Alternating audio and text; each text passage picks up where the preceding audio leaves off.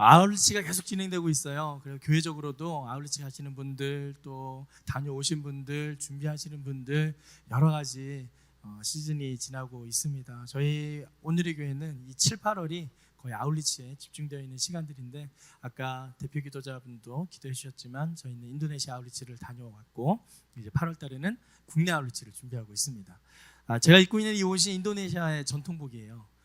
이게 저도 딱 처음 봤을 때 무슨 수리남에 나오는 무슨 범죄 조직단이 입을 법한 그런 옷처럼 느껴졌었는데, 그게 아니라 이 옷이 그쪽에선 전통 복장으로서 예배를 드릴 때 이 복장을 입어야 우리가 마치 양복을 입고 정장을 매듯이 그러한 예의가 있다고 합니다. 그래서 인도네시아 현지 교회에서 주일 예배 설교를 할 때 이 옷을 입고 설교를 했었습니다.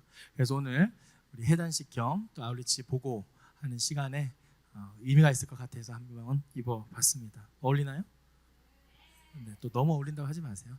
저는 한국 사람이라. 네, 아멘. 네, 아무튼 오늘 우리 함께 읽은 말씀, 계속해서 사도행전 말씀을 함께 살펴보고 있어요. 말씀 묵상 계속하고 계시죠? 생명의 삶 말씀 7월 달이 지나가고 이제 8월 달 지나가고 있습니다. 네, 구입하셔서 매일매일 말씀 가운데 은혜 나누시기 바랍니다. 사도행전 말씀, 아마도 우리 아울리치와 시즌이 맞아서 이 말씀으로 계속 묵상을 하고 있습니다. 사도행전에서 계속 진행되는 말씀은 바로 하나님께서 사도들에게 허락하신 예수 그리스도의 복음에 대한 전파에 대한 사명을 어떻게 감당하는지를 우리에게 보여주고 있습니다. 오늘 본문에도 그러한 사도들이 경험했던 실제 복음의 현장에서 나타난 현장의 생생한 사역들의 결과들을 보고하고 있는데요. 오늘 말씀을 통해서 두 가지 우리에게 주시는 영적 교훈을 나누고자 합니다. 첫 번째 영적 교훈인데 함께 자막을 통해 읽어보겠습니다. 함께 읽어보시죠. 시작. 복음 전파의 중심은 하나님의 말씀입니다. 네, 복음 전파의 중심은 하나님의 말씀입니다. 우리가 복음을 전파를 할 때 우리는 간간히 착각을 하는 게 있습니다. 이 복음 전파가 뒷전에 가게 되고, 복음 전파라는 타이틀만 있고 그 타이틀 아래 내가 해내야만 하는 여러 가지 프로그램들과 여러 가지 행사들, 그런 것들을 조직하고 기획하고 이야기를 나누게 된다는 거죠. 그런데 우리가 잊지 말아야 될 것은 우리가 하는 모든 사역, 모든 아울리치의 핵심이자 그 중심에는 반드시 하나님의 말씀이 있어야 합니다. 그 복음 전파의 핵심은 하나님의 말씀, 그 말씀에 나타난 예수 그리스도에 대한 복음이기 때문이죠. 오늘 본문 말씀에서도 바로 그러한 하나님의 말씀의 중심이 잡힌 사도들 행적이 기록되어 있는데요. 오늘 우리가 읽었던 본문 말씀 1절에서 3절까지의 말씀을 함께 읽어보도록 하겠습니다. 1절에서 3절까지의 말씀 같이 읽어보시죠. 시작. 이고니온에서도 바날과 바나바는 유대 사람의 회당에 들어가 복음을 전했습니다. 그러자 많은 수의 유대 사람들과 이방 사람들이 믿게 됐습니다. 그러나 믿기를 마다하는 유대 사람들은 이방 사람들을 선동해 형제들에 대해 나쁜 감정을 품게 했습니다. 바울과 바나바는 그곳에 오랫동안 머물면서 주를 의지해 담대히 말씀을 전했고, 주께서는 그들에게 표적과 기사를 행하는 능력을 베풀어 주셔서 주의 은혜의 말씀을 확증해 주셨습니다. 어떤 일이 일어납니까? 하나님의 말씀이 전파됩니다. 선포가 됩니다. 전해지자 사람들은 두 부류로 나뉘어지게 됩니다. 그 말씀을 받아들이는 사람과 그 말씀을 거부하는 사람들입니다. 1절 말씀해 보시면 많은 수의 유대 사람들과 이방 사람들이 믿게 됐다라고 합니다. 일단 유대인들과 이방인들을 구분을 하죠. 이것은 일단 하나님의 말씀이 예수 그리스도의 복음이 유대 지방에 먼저 선포가 되고 이후에 이방에 전파된다는 하나님의 말씀에 빗대어서 계속해서 유대 사람들이 강조되고 있습니다. 하나님의 말씀 먼저 유대인에게 전달되고 그리고 이방인에게 전달됩니다. 그런데 중요한 것은 그 유대인들 중에서도 이 복음을 믿지 않는 사람들이 여전히 있다라는 것이죠. 그래서 2절 말씀에 보면 믿기를 마다하는 유대 사람들, 복음을 들었으나 그 복음을 그대로 듣지 않는 사람들이 그 말씀에 대해서 전혀 문외한 이방 사람들을 선동을 합니다. 어떻게 선동하느냐? 저거 가짜다, 저 복음 가짜다, 저 메시지 듣지 마라, 그러면서 자기들이 계속 믿고 있었던 유대교를 그들에게 강조하는 것이죠. 두 파가 나뉩니다. 복음이 전파되는데 복음을 듣는 사람과 듣지 않는 사람이 있다. 어떻게 보면 좀 아이러니합니다. 어떻게 하나님의 말씀이 선포되는데 모두가 하나님의 말씀을 들어야지 어떻게 안 듣는 사람이 있을 수 있습니까? 여기서 우리가 생각할 것은 선악과를 떠올려야 합니다. 하나님께서 아담과 하와에게 선악과를 먹지 말라 그랬을 때 그들이 하나님의 말씀을 들었다면 먹지 않았을 것입니다. 그런데 그들은 선악과를 먹었습니다. 어떻게 하나님께서 말씀하시는데 그걸 듣지 않을 수 있습니까?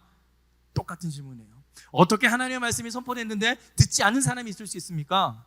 똑같은 질문입니다. 왜 그럴까요? 바로 인간에게 있는 죄성 때문입니다. 우리 인간의 죄성입니다. 본질적으로 남아있는 그 본성, 그 죄악에 대한 본성이 우리로 하여금 하나님의 말씀을 듣지 못하게 막고 있는 것이죠.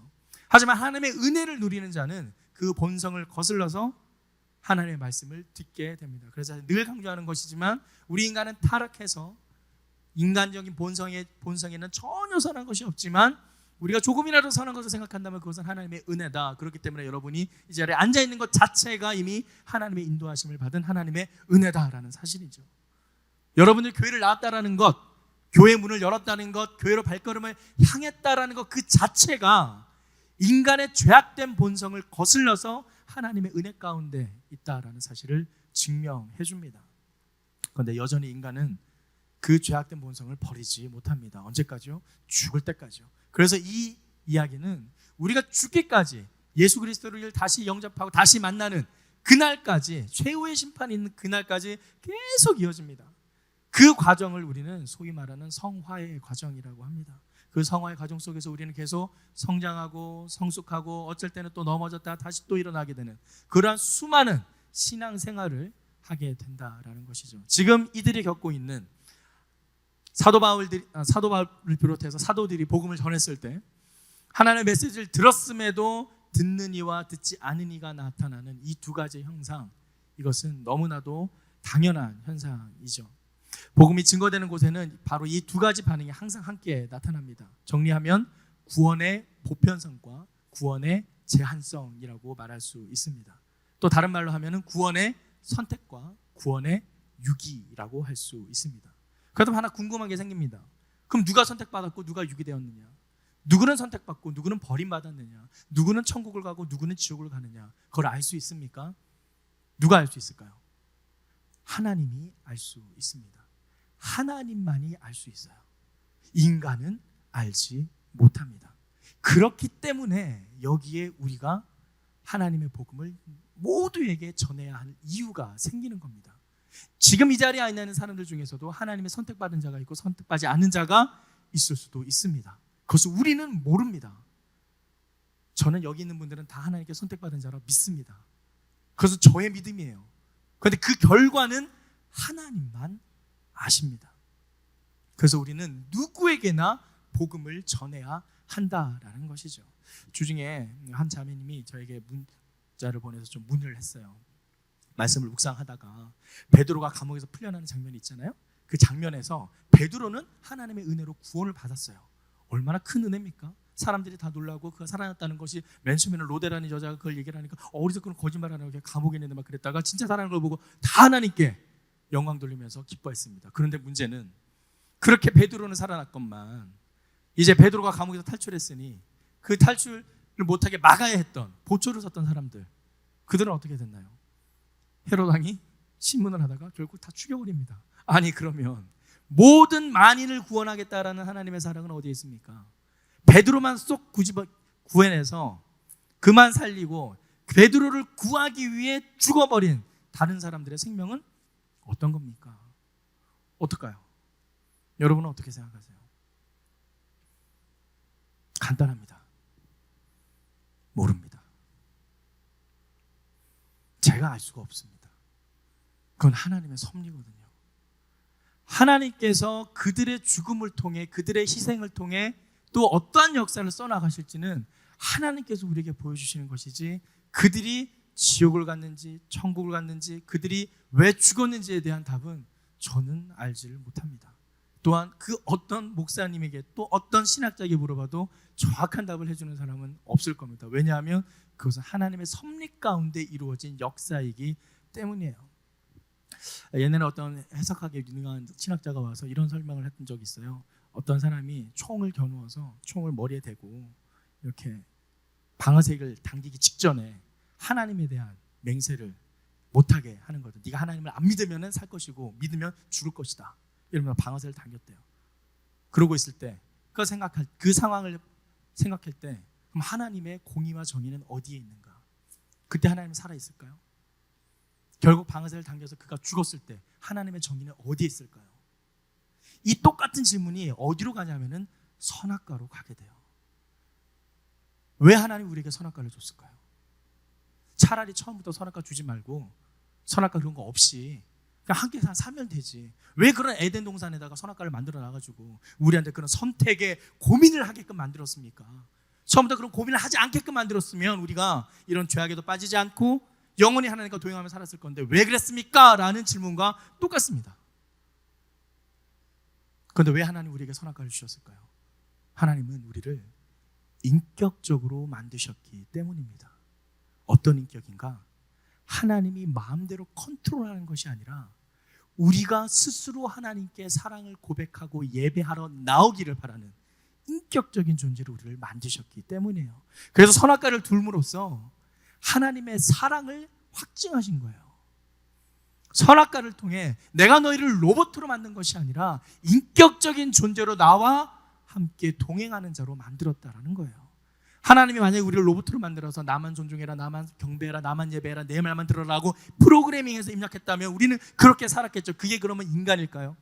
하나님이 원하신 인격적인 존재일까요? 그렇지 않다는 거죠. 우리는 스스로 선택할 수 있는 인격적인 존재로 하나님이 우리를 창조하셨습니다.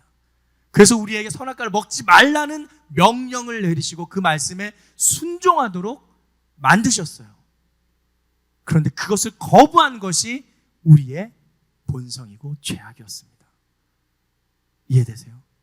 결국 하나님이 우리를 인격적으로 만드신 것은 우리가 로봇가 아닌 프로그래밍된 어떤 컴퓨터가 아닌 인격적인 존재로 하나님과 동행하며 살아가기를 바라시는 하나님의 사랑이 담겨있다는 사실입니다. 그렇기 때문에 그 안에 있는 우리는 하나님께서 왜 이렇게 만드셨는지에 대해서는 알 수가 없어요. 이슬람에서는 이슬람이 믿는 하나님이 있고 힌두교에서는 힌두교에서 믿는 그들의 신이 있고 각자의 신으로의 이름을 부르면서 그들 간에 종교전쟁이 일어나고 있습니다. 각자 자기들의 신의 이름을 불러요. 그 중에 우리가 보기에는 우리 신이 유일신이지만 다른 이방 사람들이 보기에는 우리 신도 그 신들 중에 한 명이겠죠. 그래서 네팔이나 다른 데 가보면은 석가모니, 소크라테스, 예수가 다 같은 그림으로 그려져 있어요. 그들은 그냥 한 명의 성인으로 예수를 생각하는 거예요. 세상의 사고방식이죠. 하지만 우린 결코 그렇지 않죠.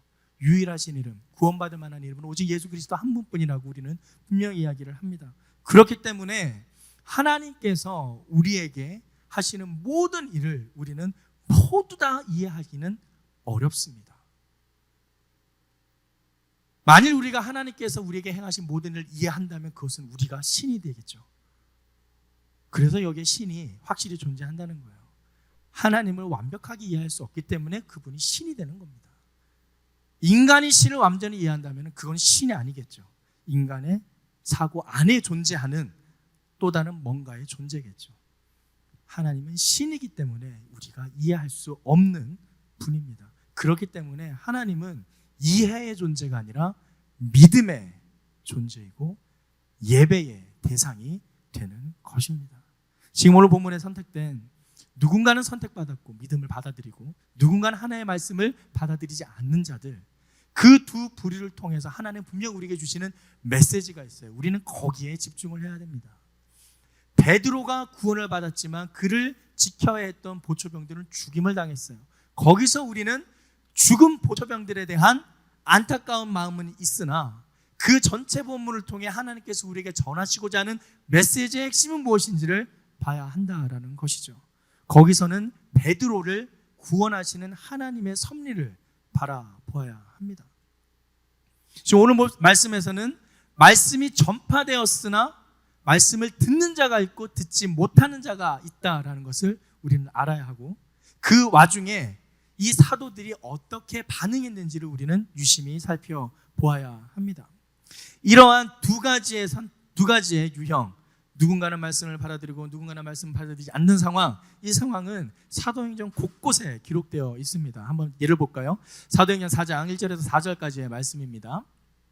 제가 읽어드릴게요. 사도들이 백성에게 말할 때에 제사장들과 성전 맡은 자와 사두개인들이 이르러 예수 안에 죽은 자의 부활이 있다고 백성을 가르치고 전함을 싫어하여 그들을 잡음에 날이 이미 저물었으므로 이튿날까지 가두었으나 말씀을 들은 사람 중에 믿는 자가 많으니 남자의 수가 약 5천이나 되었더라. 누군가는 그들을 잡아 가둡니다. 하지만 누군가는 또 그 말씀을 듣고 하나님을 믿게 되는 역사가, 두 가지의 상황이 일어나게 되죠. 또 이러한 일도 있습니다.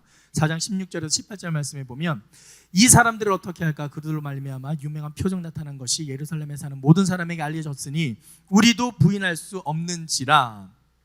이것이 민간에 덮어지지 못하게 그들을 위협하여 이후에는 이 이름으로 아무에게도 말하지 말게 하자 하고 그들을 불러 경고하여 도무지 예수의 이름으로 말하지도 말고 가르치지도 말라 하니, 누군가에게는 위협적으로 드리는 말씀, 하지만 누군가에게는 또 진리의 말씀으로 전파되는 경우가 있다라는 것이죠. 또 이런 경우도 있습니다. 5장 40절에서 42절 말씀에 그들이 옳게 여겨 사도들을 불러들여 채찍질하며 예수의 이름으로 말하는 것을 금하고 놓으니 사도들은 그 이름을 위하여 능력받는 일에 합당한 자로 여기심을 기뻐하면서 공의 앞을 떠나니라. 그들이 날마다 성전에 있든지 집에 있든지 예수는 그리스도라고 가르치기와 전도하기를 그치지 아니하니라. 어때요?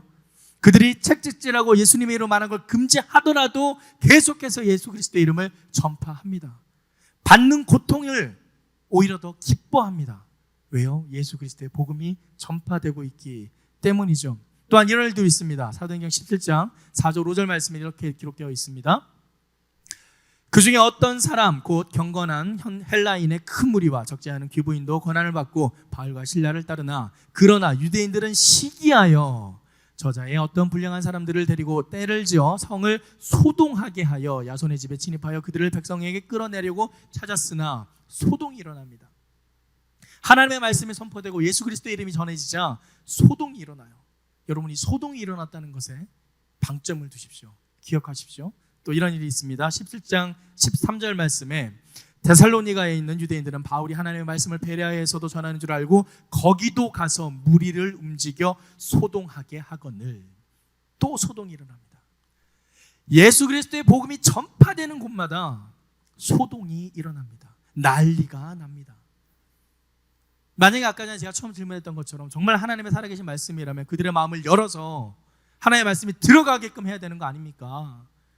근데 지금 하나님의 말씀을 듣자 어떤 일이 일어납니까? 말씀을 받는 일도 있긴 있지만 또 한편으로는 소동이 일어나서 그 지역이 난리가 납니다. 여러분, 우린 이걸 잘 생각해야 돼요. 하나님의 말씀이 선포되었을 때 그 선포되는 말씀으로 인해서 그들의 가치관이 흔들리고 두렵고 위협이 느껴졌다라는 사실입니다. 아주 오래전에 로렌 커니밋이라는 YWA 예수전도단 총재님이 오셔서 한국에 방문한 적이 있는데요. 그분이 우리나라에 있는 교회를 보고 특이한 현상 한 가지를 발견했대요. 어떤 현상인가? 한국에서 가장 유흥가와 또 쾌락적인 문화가 발달한 지역에 한국에서 큰 교회가 같이 자리하고 있었다라는 거죠. 이름만 들어도 알 수 있는 그 교회인데 그 교회가 강남 한복판에 자리하고 있었잖아요. 놀란 거예요. 두 가지 문화가 공존할 수 없는데 교회도 크고 세상 문화도 크고 둘 중 하나가 죽어야지 되는데 어떻게 같이 다 살 수 있지? 라면서 놀랬다고 합니다. 사랑하는 다윗공동체 여러분, 우리가 이 점을 반드시 기억해야 됩니다. 예수 그리스도의 복음이 전파됐을 때 진짜 우리가 전하는 복음이 그들의 심금을 울리고 마음을 떨게 하며 하나님 앞에 두려움과 경외함으로 나아가게 하는가, 진정 우리는 고민을 해봐야 합니다. 초대교회에서 말씀이 선포되었을 때 그땐 시대가 흔들렸어요. 말씀으로 인해 지진이 일어나고 소동이 일어납니다. 사람들이 떨립니다. 두려워합니다. 말씀으로 변화되어 기뻐하는 사람들이 있는 반면에 그 말씀을 해하려는 자들이 일어납니다. 여러분들은 어떠신가요? 우리는 어떤가요? 저는 또 어떨까요? 이러한 상황 속에서 사도 바울과 바나바는 어떻게 했는지 우리 아까 읽었던 3절 말씀에 이렇게 기록되어 있죠. 바울과 바나바는 그곳에서 오랫동안 머물면서 주를 의지해 담대히 말씀을 전했고 주께서는 그들에게 표적과 기사를 행하는 능력을 베풀어 주셔서 주의 은혜의 말씀을 확증해 주셨다. 그들에게 베풀어 주시는 그 표적과 기사의 근거가 무엇이냐? 이유가 무엇이냐? 바로 말씀을 확증시켜 주기 위해서다라는 거예요. 사람들은 기적과 표적만 보죠. 결과만 보죠. 나도 우와 신기하다. 이야 저런 일이 있어. 그런 일에만 집중하게 하는 것이 아니라 그들이 전한 하나님의 말씀을 확증하기 위해서 그러한 기적과 표적을 보여주셨다라는 겁니다. 그들은 끝까지 말씀을 붙잡고 있었습니다. 그래서 후반부에 나오는 4절에서 7절까지 그들은 도망을 다닙니다. 돌로 치어 죽이려고 하니까 다른 지역으로 도망을 가는데 도망간 지역 루스드라와 더베 그 근방으로 피신했는데 그 근방에서는 무엇을 했는가? 7절 말씀을 함께 한 목소리로 읽겠습니다. 7절 말씀입니다. 시작. 그곳에서도 복음을 전했습니다. 아멘. 그들은 도망갔어요. 피신 갔어요. 정신 없을 겁니다. 도망다니는 길에 무슨 생각이 있겠고 무슨 계획이 있겠습니까? 그런데 그들은 그 도망간 장소에서조차 무엇을 했다고요? 복음을 전했다라는 사실입니다. 누가 듣든 누가 듣지 않든 누가 선택되었든 누가 유기되었든 그러한 것에 개의치 아니하고 그들은 끝까지 하나님께서 그들에게 주신 사명, 복음 전파의 사명에 매여 있었다.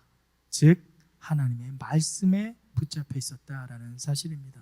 이러한 사실을 사도행전 18장 5절 말씀에 이렇게 기록하고 있는데요. 사도행전 18장 5절 말씀을 다 같이 한 목소리로 읽도록 하겠습니다. 1절 시작. 실라와 디모데가 마게도냐로부터 내려오매 바울이 하나님의 말씀에 붙잡혀 유대인들에게 예수는 그리스도라 밝히 증언하니 아멘. 하나님의 말씀에 붙잡혀 사도 바울은 하나님의 말씀에 붙잡혀 있었습니다. 나타나는 상황과 환경에 매이지 아니하고 거기에 연연해하지 아니하고 그가 붙잡혀 있는 곳은 하나님의 말씀이었다라는 것이죠. 어떤 모습으로든 우리가 전하는 그 상황 속에 우리는 하나님의 말씀에 사로잡혀 있어야 합니다. 아까 말했던 것처럼 누가 구원받았는지 누가 버림받았는지 누가 천국에 갈지 누가 지옥에 갈지는 아무도 모릅니다. 우리도 모릅니다. 나도 모르고 오직 하나님만 알고 있습니다. 그렇기에 우리는 누구에게나 모두에게 복음을 전해야 합니다. 흔히들 하는 얘기 있죠. 천국에 가서 3번 놀란다. 딱 갔는데 어떻게 쟤가 천국에 와 있어? 라고 놀라죠. 그 다음에 놀라는 게 어떻게 걔는 천국에 없지? 라고 놀랍니다. 마지막 3번째 놀라는 게 어머 내가 어떻게 천국에 왔지? 흔히들 하는 얘기입니다. 천국은 누가 갈지 아무도 모릅니다. 하지만 우리는 확신합니다. 예수 그리스도를 믿는 구원받은 자는 천국에 갈 것이라는 것을. 하지만 그 구원받은 자가 누군지 우리는 함부로 남을 판단할 수는 없습니다. 그 모든 주권은 하나님께 있기 때문이죠. 아까 전에 잠시 얘기했지만 하나님의 말씀이 전파되는 그때는 모든 곳에 소동이 일어납니다. 제가 신대원 105기로 졸업을 했는데요. 제 동기 목사님 중에 초대교회에 대한 설교를 하다가 바로 이 이야기를 한 설교를 들은 적이 있습니다. 그리고 동기 목사님의 말씀 속에 하나님의 말씀이 전파되었을 때 소동이 일어났다. 환영과 환호성 속에만 익숙한 우리의 모습, 그리고 그러한 것에만 젖어버린 우리의 신앙 생활을 꼬집는 말씀이었습니다. 사랑하는 다윗 공동체 여러분, 우리는 얼마나 복음의 그 순수성에 붙잡혀 있습니까? 아울리치를 준비할 때 늘 고민을 합니다. 얼마나 우리의 말씀이 잘 전달될까? 얼마나 우리의 사역이 잘 전파될까? 하지만 중요한 것은 정말 우리의 말씀을 통해 그들의 삶이 깨어지고 변화되어지는 것입니다. 그들에게 소동이 일어나야 합니다. 두렵고 떨림이 일어나야 합니다. 그저 박수 쳐주고 환영하고 좋아하는 것에만 취하게 되면 그것은 말씀에 사로잡혀 있는 사역이 아닌 그저 나의 퍼포먼스에 사로잡혀 있는 사역으로 전락해 버립니다. 그렇기 때문에 기억해야 될 것은 우리의 모든 사역 가운데 특별히 복음 전파의 중심에는 하나님의 말씀이 있어야 한다는 것을 기억해야 합니다. 첫 번째 영적 교훈, 복음 전파의 중심은 하나님의 말씀입니다. 마음에 새기는 저와 여러분이 되기를 소망합니다. 두 번째 영적 교훈입니다. 함께 자막을 통해 읽어볼까요? 두 번째 영적 교훈 시작. 복음 전파의 열매와 영광은 하나님께 속해 있습니다. 그렇게 소동이 일어나고 사람들에게 도망을 다니고 피신을 다니는데도 이들은 전혀 두려워하지 않고 그들이 원래 했던 복음 전파에 매진을 합니다. 어떻게 그럴 수 있었을까요? 어떻게 그런 일이 가능할까요? 바로 그것은 이 사도 바울과 바나바, 그 사도 제자들의 그 무리들이 결과에 두려워하지 않았기 때문입니다. 그 어떠한 결과가 나타나더라도 복음을 받아들이든지 그들을 돌려 쳐 죽이려 하든지 어떠한 결과 앞에서도 그들은 말씀에만 붙잡혀 있었기 때문이죠. 그들은 결과에 연연하지 않았습니다. 그 결과는 오직 하나님께서 받아주실 것이기 때문입니다. 눈에 보이는 성과가 있든지 없든지 그것은 중요한 것이 아니라 그들이 하나님의 말씀을 전파하느냐, 복음을 전파하느냐, 그것이 그들에게 중요했던 것이기 때문이죠. 자, 놀라운 일들이 이제 일어나는데요. 우리가 읽었던 본문 뒷부분 8절부터 10절까지의 말씀을 함께 읽도록 하겠습니다. 8절부터 10절까지의 말씀입니다. 시작. 루스드라에 발을 쓰지 못하는 장애를 가진 한 사람이 앉아 있었습니다. 그는 태어나면서부터 걸어본 적이 전혀 없었습니다. 그는 바울이 말하는 것을 귀 기울여 듣고 있었습니다. 바울이 그를 유심히 보다가 그에게 치유받을 만한 믿음이 있는 것을 보고 큰 소리로 당신 발로 똑바로 일어서시오 라고 외쳤습니다. 그 말에 그 사람은 벌떡 일어나 걷기 시작했습니다. 일어나 걸으시오. 벌떡 일어나 걸었다. 어디서 많이 봤던 장면과 오버랩되지 않습니까? 여러분들이 말씀을 묵상했다면 기억나는 성경 미문합 사건, 바로 베드로가 안진뱅이를 일으키는 사건입니다. 함께 말씀을 보시죠. 사도행전 3장 6절에서 8절까지의 말씀인데요. 함께 읽어보도록 하겠습니다. 베드로가 이르되 은과 금은 내게 없거니와 내게 있는 이것을 내게 주노니 나사렛 예수 그리스도의 이름으로 일어나 걸으라. 오른손을 잡아 일으키니 발과 발목이 곧 힘을 얻고 뛰어서서 걸으며 그들과 함께 성전으로 들어가면서 걷기도 하고 뛰기도 하며 하나님을 찬송하니. 놀라운 기적과 같은 일이 일어났습니다. 지금 이 사도행전을 기록하고 있는 저자는 누군가요? 누가입니다. 누가 제자죠? 그 누가의 직업이 뭐죠? 네, 의사예요. 닥터예요. 닥터면은 사람의 상태와 아픔 환부와 그런 것들이 어떠한지를 다 정확하게 알 겁니다. 그런데 우리가 읽었던 8절 말씀에 보면 발을 쓰지 못하는 장애를 가진 한 사람이 앉아 있었다. 그런데 그가 태어나면서부터 걸어본 적이 전혀 없었다를 누가 기록했을까요? 누가가 기록을 했어요. 그러면 그냥 한 문장으로만 기록해도 됩니다. 날 때부터 태어나서 걷지 못한 사람이 있었습니다 라고 하면 될 건데 지금 두 문장이나 써가면서 이야기를 합니다. 뭐예요? 의사의 진료 기록이나 마찬가지예요. 절대 걸을 수 없는 사람이라는 것을 강조하는 겁니다. 의사의 진단 소견으로 봤을 때 진짜 이 사람은 일어날 가능성이 1%도 없는 완전 0%인 전혀 일어날 수 없는 사람이다를 강조하는 겁니다. 그런데 그 사람이 지금 바울이 이야기를 하자, 바울이 큰 소리로 이야기를 하자 똑바로 일어나 서시오 하니까 벌떡 일어났다라는 것을 이야기하는 거예요. 지금 베드로의 아까 우리가 했던 그 성전함 미문 앞 사건과 연결해서 비교했을 때 저자인 누가가 의도적으로 이 본문을 기록하고 있는 겁니다. 왜일까요? 바로 사도 바울의 사도성을 의심하고 있는 당시 사람들에게 사도 바울에게도 똑같은 베드로와 마찬가지로 그러한 예수 그리스도의 기적과 같은 능력이 하나님의 동행하심 함께 있었다라는 것을 강조하고 있는 것입니다. 자, 그렇게 베드로가 그런 사건을 일으켰을 때 그 당시에도 사람들은 그 베드로를 바라보게 됩니다. 그 베드로를 바라보면서 이렇게 얘기를 하죠. 사도행전 3장 12절 말씀을 제가 읽어드릴게요. 베드로가 이것을 보고 백성에게 말하되 이스라엘 사람들아 이 일을 왜 놀랍게 여기느냐.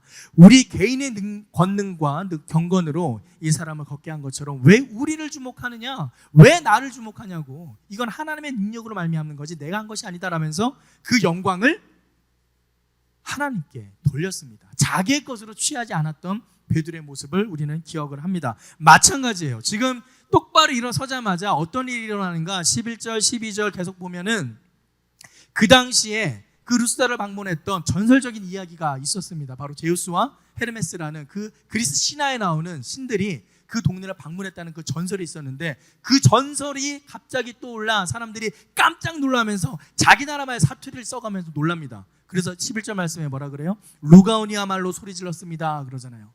그들의 그때 당시에 공통어였던 헬라어로 말하는 것이 아니라 갑자기 일어난 사건에 깜짝 놀라니까 본토 발음이 나온 거예요. 원래 사람들이 좀 흥분하면 원래 쉽게 쓰던 말이 나오잖아요. 저도 이제 흥분을 하면 경상도 사투리가 막 나옵니다. 제가 사투리가 나오면 목사님 또 흥분하셨구나, 또 공공행진하는구나 라고 생각하시면 돼요. 아직까지 제가 흥분을 안 한 것 같아요. 사투리 안 나오는 거 보니까. 중요한 건 루가니오 그 말 쓰면서 그들은 깜짝 놀랍니다. 그리고 그들의 전설 속에 나왔던 제우스와 헤르메스를 떠오르면서 바울과 바나바가 정말 신이 인간의 모습으로 왔다 그러면서 놀라는 거예요. 그런데 하필이면 지금 바울을 헤르메스, 바나바를 제우스로 봤어요. 왜냐하면 바나바가 신체가 좀 더 건장했습니다. 바울은 좀 체구가 작고 초라해 보였어요. 그래서 딱 봐도 제가 좀 대장 같다. 그래서 제가 제우스. 그리고 쟤는 옆에서 그냥 계속 말을 하고 있잖아요. 바울이 계속 말을 하니까 쟤는 좀 왜소해 보이는데 말이 많은 거 보니까 대변인이구나. 그래서 헤르메스. 그러니까 헤르메스 신이 제우스의 대변인 역할을 했던 신이거든요. 그래서 제우스와 헤르메스가 왔다 이렇게 착각을 하면서 얘기를 하는 거예요. 그러면서 막 그들을 신봉하기 위해서, 경배하기 위해서 재물을 갖고 오고 소를 잡고 하는 장면이 13절에 기록되어 있습니다. 14절 말씀에 이렇게 기록됐는데요, 함께 읽어보죠. 13절 말씀입니다. 도시 밖에 있는 제우스 신전의 제사장은 황소들과 화환들을 성문 앞으로 가져왔습니다. 사람들과 함께 그들에게 제물을 바치려는 것이었습니다. 사람을 신으로 만들려고 하는 것입니다.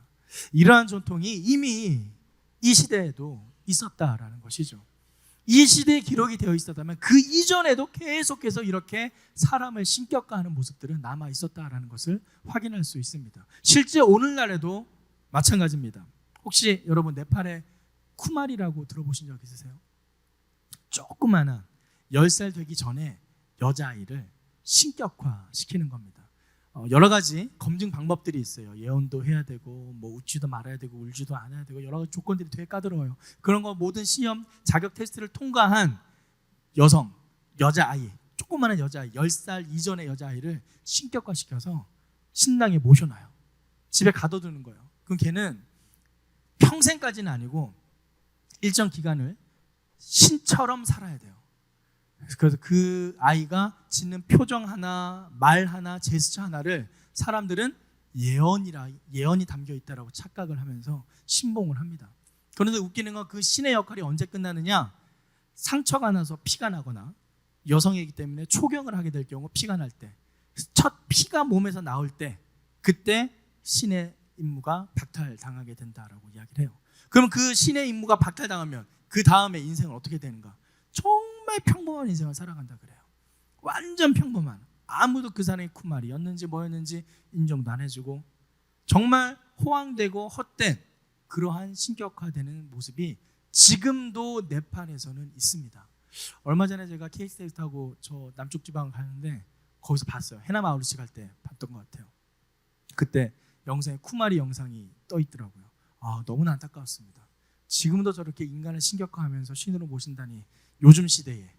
그래서 실제로 지금 네팔 정부에서는 그 쿠마리가 실제 신격화될 조건이 있는지에 대한 행여 여성 인격 모독에 해당되는 사항은 없는지를 철저하게 조사하라는 정부 지침이 있었다라고는 해요. 이후에는 어떻게 됐는지 모르겠지만, 중요한 것은 지금도 오늘날에도 이렇게 신격화하는 모습들이, 인간을 신격화하는 모습들이 있다라는 것이죠. 이 당시에 이 루스드라에 있었던 사람들, 이들도 그렇게 바울과 바나바를 신격화하려 했으나 그들은 단호하게 이렇게 이야기를 합니다. 자, 14절과 15절 말씀을 함께 읽어볼게요. 14절, 15절 말씀입니다. 시작. 그러나 두 사도 바나바 바울은 이 말을 듣고 옷을 찢으며 사람들 속으로 뛰어가 들어가 외쳤습니다. 사람들이여, 왜 이런 행동을 합니까? 우리도 여러분과 똑같은 사람입니다. 우리가 여러분에게 복음을 전하는 것은 여러분이 이런 헛된 것을 버리고 하늘과 땅과 바다와 그 안에 모든 것을 만드신 살아계신 하나님께로 돌아오라는 것입니다. 아멘. 오늘 본문 전체의 핵심이 15절에 담겨 있습니다. 하나님께 돌아오라. 사랑하는 여러분, 이들은 그들이 충분히 취할 수 있는 인간의 명예와 영광을 취하지 않았습니다. 그래 내가 이렇게 세운 거야. 그래 내가 말하니까 일어났지. 거봐 나를 따라와. 내 말 잘 들으면 너희 살 수 있어 라면서 호객행위를 하지 않았습니다. 그저 이 모든 것을 하나님께 돌리고 하나님께 영광을 돌렸습니다. 하나님의 결과를 자기의 것으로 만들지 않았습니다. 우리가 하는 모든 복음 전파, 아울리치, 선교사에게 가장 중요한 포인트입니다. 내가 하는 것이 아니라는 거죠. 하나님께서 하시고 하나님께서 이루어 가십니다. 물론 우리가 그 가운데 도구로 쓰임을 받습니다.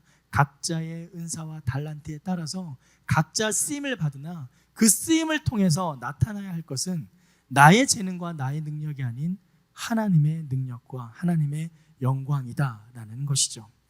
결과를 내 눈으로 확인하고 그 결과를 내 것으로 취하고자 하는 악한 본성에서 우리는 벗어나야 합니다. 이번 아울리치가 사실 저에게는 그런 큰 의미 있는 아울리치였습니다. 늘 계속 말씀드렸지만 아울리치 떠나기 전에도 말씀드렸지만 제가 하는 것은 없고 우리 팀원들이 다 했어요. 또한 그 팀원들이 하도록 하나님께서 움직이셨다는 것을 경험하는 아울리치였습니다. 우리 11명, 저까지 포함해서 11명의 모든 팀원들이 정말 힘든 시간들을 지금 돌아보면 어떻게 이겨냈는지 모르겠어요. 이제서 말하지만 다른 팀은 이렇게 사역 안 합니다. 여러분들 정말 잘하셨어요. 이제야 말할 수 있다. 할 때는 제가 말 못했지만 보통 메인 사역을 하나 합니다. 한 교회에서 한 번 메인 사역을 하고 많으면 한 1.5 사역, 다른 교회 가서 두 번째 교회 가서 했던 사역 중에 포인트 되는 사역 몇 개만 이렇게 해요. 그래서 저희가 했던 게 어린이 사역, 어린이 캠프 사역부터 해서 미니 올림픽과 또 야외 활동을 했었잖아요. 그죠? 그렇게 쭉 했었는데 그게 이제 메인 사역 하나만 하면은 많이 한 거예요. 근데 그 사역을 첫날 가자마자 도착해서 밤에 짐 싸고 난 다음부터 목, 금, 토, 일 4일 연장으로 했어요. 그리고 한 교회에서만 한 게 아니라 이 교회 다 다른 교회 4개 교회를 방문했고 또 심지어 그 교회들이 가까이 있는 곳이 아니라 다 떨어져 있어요. 2개 교회만 가까이 있고 한 교회에서 한 교회까지 가는데 거의 7시간 가까이 걸리고 또 더 많은 거리를 이동해야 되는 그렇게 4개 교회를 연속으로 사역했다는 건 정말 아마도 오늘의 교회 전체에서도 전대미문한 사건일 것입니다. 이제사 말씀드려 죄송하지만 너무나 수고한 우리 아우리치 팀 여러분들께 큰 박수를 한번 격려했으면 좋겠습니다. 제가 이분들에게 이 말씀을 드릴 수는 없겠더라고요. 아직 사역도 시작 안 했는데 그런데 정말 너무나 잘해주셨고 4일 동안 끝까지 아무도 힘든 내색, 싫은 내색 안 하면서 잘했습니다. 그래서 지금 잠시 우리가 했었던 사역에 대한 전반적인 스케치 영상을 또 전도사님께서 아주 밤새가면서 이틀 동안 밤새면서 만들었어요. 살이 쏙 빠져버렸어요. 수척해졌는데 함께 그 영상을 함께 보도록 하겠습니다.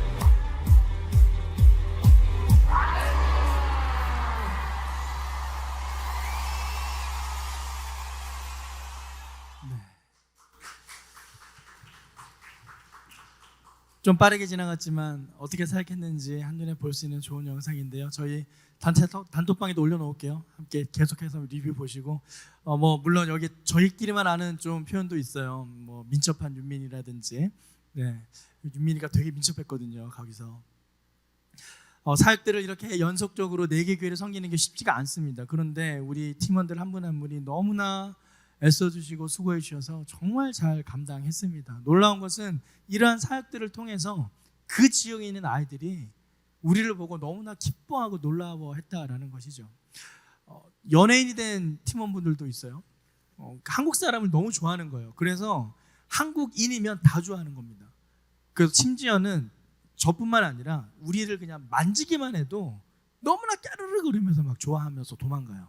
이렇게 싹 만지고 도망가고, 그리고 사진 한번 찍었다고 그렇게 좋아하고, 그래서 그런 모습들을 보면서 우리를 통해 어떻게 하나님의 말씀이 그들에게 전해질까, 그것이 실제로 경험되는 놀라운 시간이었습니다. 이러한 사역들, 이러한 것을 모두 이루었을 때 놀라운 것은 이것을 내가 한 것이 아니라 하나님께서 그렇게 하셨고 결국 하나님께서 그들에게 말씀의 씨앗을 심겨주신다라는 사실이죠. 제가 수요 부흥 예배 때도 설교를 했던 적이 있는데요.